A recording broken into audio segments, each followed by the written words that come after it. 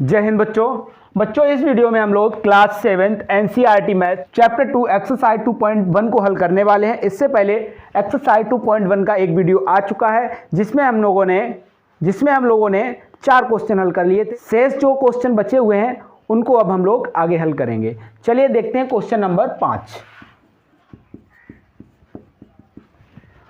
और खुशी की बात तो ये है आप सभी के स्कूल खुल गए हैं और साथ में स्कूल में जा रहे हो तो बहुत अच्छी बात है, क्योंकि आप लोग यहाँ पे क्या है आगे आगे पढ़ोगे और स्कूल में जब जाओगे तो फिर मज़ा ही आ जाएगा। ठीक है ना। तो चलिए सबसे पहले आप अपनी बुक निकाल लीजिए। अगर बुक है आपके पास तो बुक निकाल लीजिए। ठीक है। जब हम यहाँ पे क्वेश्चन पढ़ेंगे तो आपको उस क्वेश्चन को समझना है। जब आप क्वेश्चन को समझ जाएंगे तो क्वेश्चन में कुछ रह ही नहीं जाता है ना। चलिए आ जाते हैं क्वेश्चन नंबर 5 पे। सबसे पहले देखते हैं क्वेश्चन नंबर 5 क्या कह रहा है। दी गई आकृति, चलिए पहले आकृति बना लेते हैं। एक आकृति दी हुई है।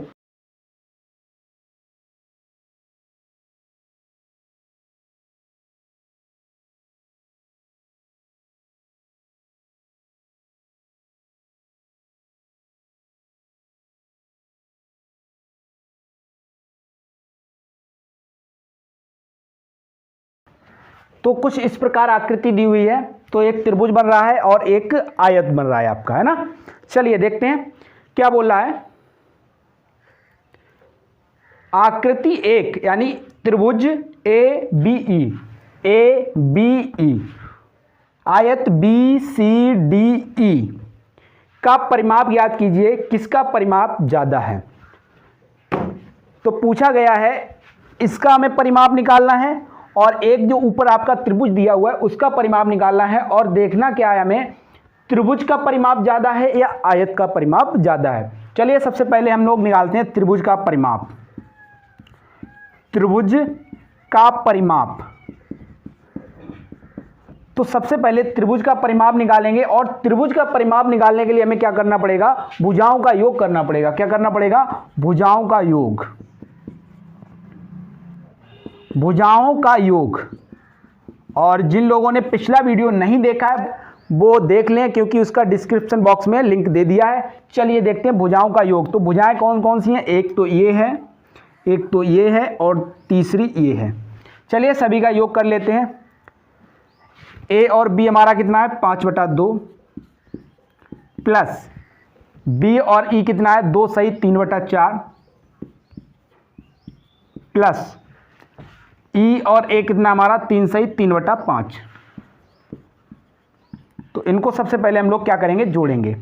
तो 5/2 प्लस 4 दूनी 8 और 8 3 कितना हुआ 11/4 प्लस 5 3 15 और 3 कितना हुआ 18/5। अब हम क्या करेंगे, इनको जोड़ने के लिए नीचे वाली जो संख्याएं होती हैं हर, उनका हमें क्या करना पड़ता है, एलसीएम लेना पड़ता है। तो 2 और 4, 5 का हम एलसीएम लेंगे तो हमारा आ जाएगा 20। ठीक है। चलिए देखते हैं कैसे आएगा। 2 से काटेंगे तो 2 यहाँ पे बचेगा, 5 यहाँ पे बचेगा। ठीक है। उसके बाद फिर 2 से कट जाएगा, 2 एकम 2 और बचा 5। अब 5 से काट देते हैं, एक यहाँ पे भी बचा, एक यहाँ पे, एक यहाँ पे, यानी यहाँ पे पूरा कट गया। तो 5 दूनी 10 दूनी 20, हमारा एलसीएम आ गया 20। 2 से भाग करेंगे 20 में, 20 में जब भाग करेंगे तो कितनी बार जाएगा, 10 बार जाएगा। 2 धम 20 गुणे 5 प्लस 4 से भाग करेंगे 20 में तो कितनी बार जाएगा, 5 बार गुणे 11 प्लस 5 से भाग करेंगे 20 में तो कितनी बार जाएगा, 4 बार गुणे 18। चलिए देखते हैं आगे। ये हो गया हमारा 50 प्लस 55 प्लस 72/20। इसको रब किए दे रहा हूं, नीचे दिखेगा नहीं।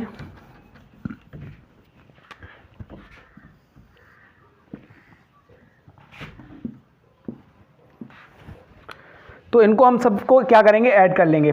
5 और 2 हुआ हमारा 7 और 5 5 10 और 7 कितना हुआ 17/20। चलिए अभी हमारा क्या आ गया, ये हमारा आ गया त्रिभुज का परिमाप। क्या प्राप्त हुआ हमें, त्रिभुज का परिमाप 177/20 सेंटीमीटर। अब हम क्या करेंगे, आयत का परिमाप निकालेंगे। आयत का परिमाप, आयत का परिमाप का सूत्र क्या होता है, 2 × लंबाई प्लस चौड़ाई, यही होता है। अगर सूत्र नहीं याद रहता है तो चारों भुजाओं को जोड़ दो तो आपका क्या प्राप्त हो जाएगा, परिमाप प्राप्त हो जाएगा। कभी भी अगर आप सूत्र भूल जाते हो तो सभी भुजाओं को जोड़ दें, बस आपको परिमाप मिल जाएगा। चलिए देखते हैं, लंबाई हमारी कितनी है, 2 सही 3/4 प्लस चौड़ाई 7/6। चलिए देखते हैं हल करके, 4 दूनी 8, 3 कितना हुआ 11/4 प्लस 7/6। इसका एलसीएम लेके देखते हैं, इसका एलसीएम लेके देखते हैं कितना आता है, 4 और 6 का, 2 दूनी 2 तियाँ 2 एकन बचा 3, 3 से काट दो 3 एकन 3, 3 दूनी 6 दूनी 12। तो एलसीएम आपका कितना प्राप्त हुआ 12। जो 4 तियाँ 3 बार गया गुणे 11 प्लस 6 दूनी 2 बार गया गुणे 7, और 7 में क्या चल रहा है, 2 हमारा चल रहा है। चलिए देखते हैं आगे, 11 तियाँ 33 प्लस 14/12, ठीक है। तो यहाँ पे इनको ऐड कर लेते हैं, 4 3 7 और 3 1 4/12, और ये हमारा 2 साथ में चल रहा था। अब देखिए हमारा ये 2 बचा, ये किस में है, गुणा में है, तो इसको हम इससे विभाजित कर सकते हैं क्योंकि इसके नीचे भी तो 1 होगा, तो इसको हम क्या करेंगे, इससे डिवाइड कर देंगे। चलिए डिवाइड कर देते हैं, 2 छंगे 12, कितनी बार गया 6 बार, तो 47/6 प्राप्त हुआ सेंटीमीटर में, ठीक है। तो ये हमारा क्या आ गया, आयत का परिमाप प्राप्त हो गया। अब हमें चेक करना है कौन ज़्यादा, ये ज़्यादा है या ये ज़्यादा है। चलिए देखिए, ये जो आया था त्रिभुज का परिमाप 177/20।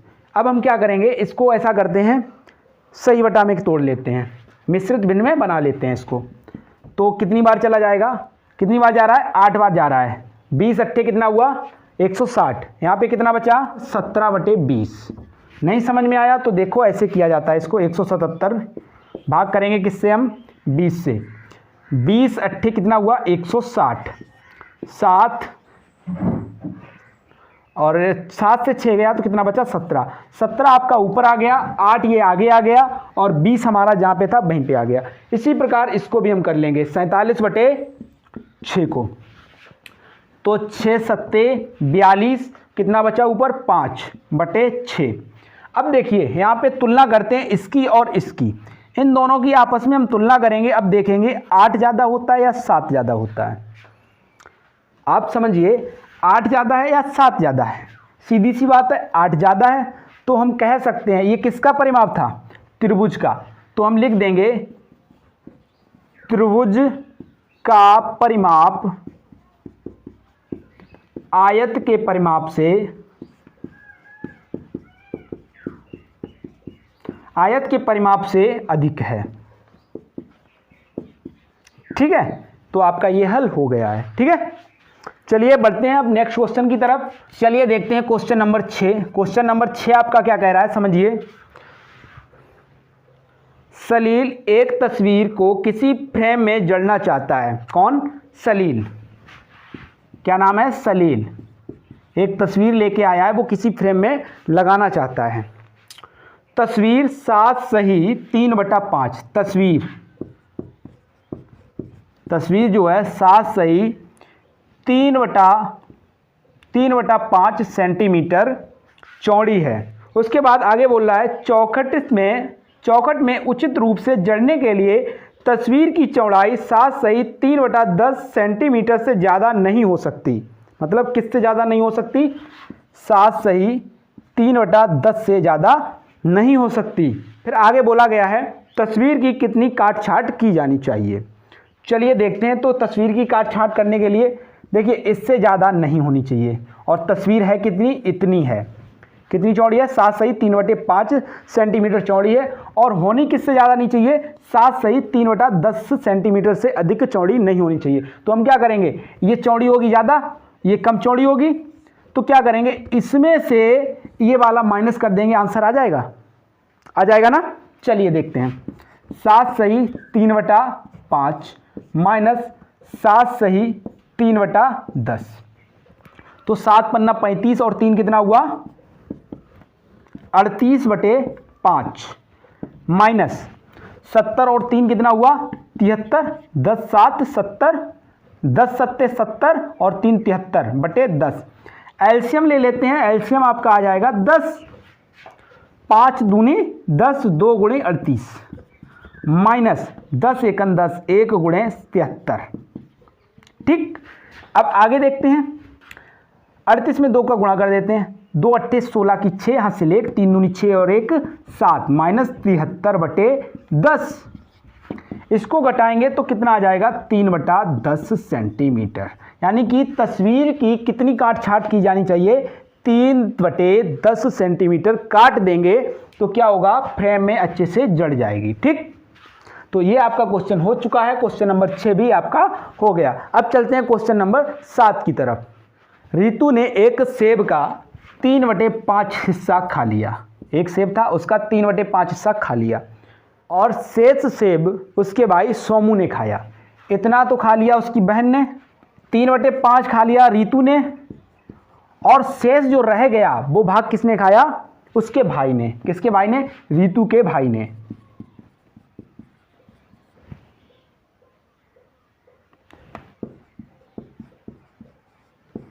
रितु के भाई सोमू ने।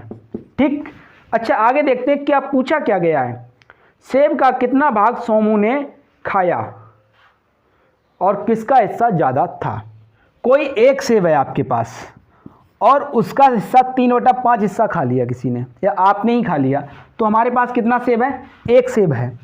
तो हम क्या करेंगे, एक से माइनस करेंगे 3/5 को।